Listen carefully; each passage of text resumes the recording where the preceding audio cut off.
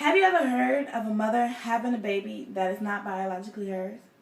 According to BetterHealth.gov, surrogacy is a form of assisted reproductive treatment, other known as ART, in which the woman conceives and carries a child in her uterus for another person or couple, and then surrenders the child to the children to the person or couple.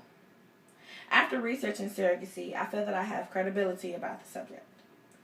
Surrogacy helps people that cannot have children or cannot conceive a child. Surrogacy has a defined history. It also has 6 types and many issues that people have with it. Surrogacy originated to me back all the way in biblical times, because in Genesis 16:2, Mary says unto Abraham, "Go unto my maid. It is through her I will obtain children." This is said by Sarah Robbins, the surrogate parent and an annotated review of literature from the Ohio State University of Law. John Rock was the first person to create a child through a petri dish. He was pleasing people with perfect pregnancies.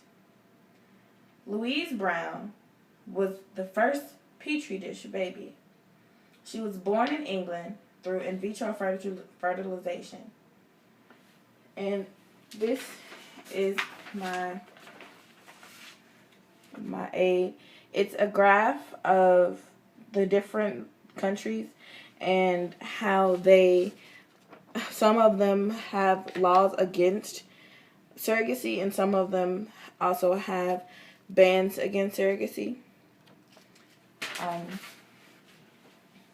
And Louise Brown, she was the first, as I said, she was the first petri dish baby to have a natural baby through contraception. Conceive a baby naturally. Basically, they had discovered she was like the recipe for a perfect baby.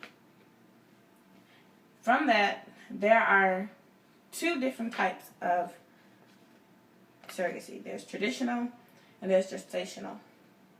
Traditional surrogacy is between a man and a woman who both have a child who is biologically theirs.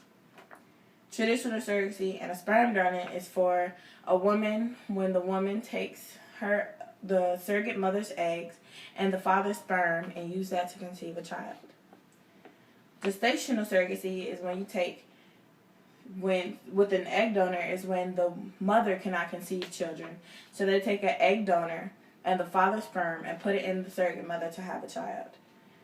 Gestational surrogacy with the sperm donor is when it takes the mother's sperm. If the man's sperm is not fertile enough, they'll take the mother's egg and the sperm donor's sperm and put it into a surrogate mother. Sometimes there's always a legal issue with everything. Sometimes, according to Sarah Markins, in 2007, the surrogate mother and politics of reproduction, sometimes it's considered adultery, because if a man cheats on a woman but his wife wants to have a child, she would use her child as a surrogate mother and they would adopt the child.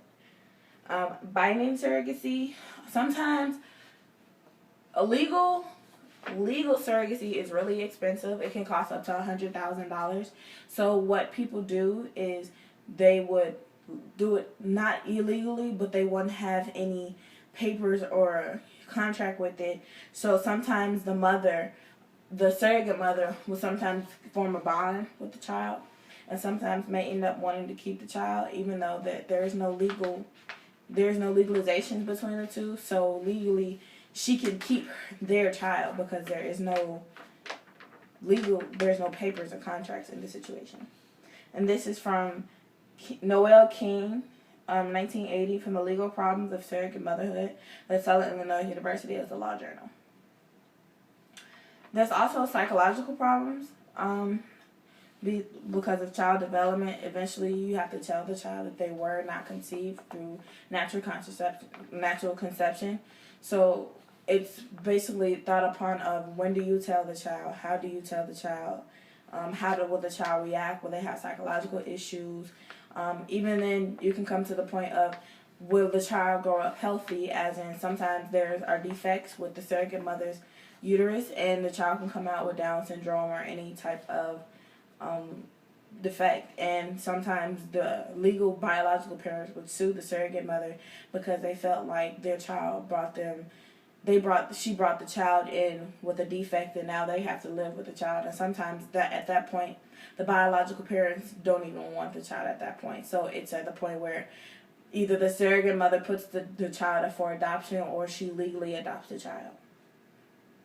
Also, with adoption, it's a psychological issue because some people don't think of it as, instead of actually using a surrogate mother and going through that process, which costs thousands and thousands and thousands of dollars, but instead of doing just a regular adoption for children who are in foster care or in states of the ward, and sometimes, or even in a third world country, like, why wouldn't they just take children from there rather than trying to have a child?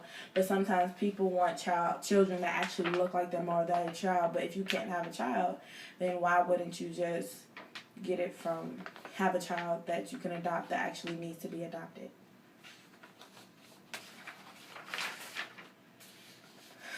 Even though surrogacy has been around for a long time and they have found many different ways to do it, there's always been issues with it. If you couldn't have a child, would you get a surrogate mother or would you just adopt from a third world country?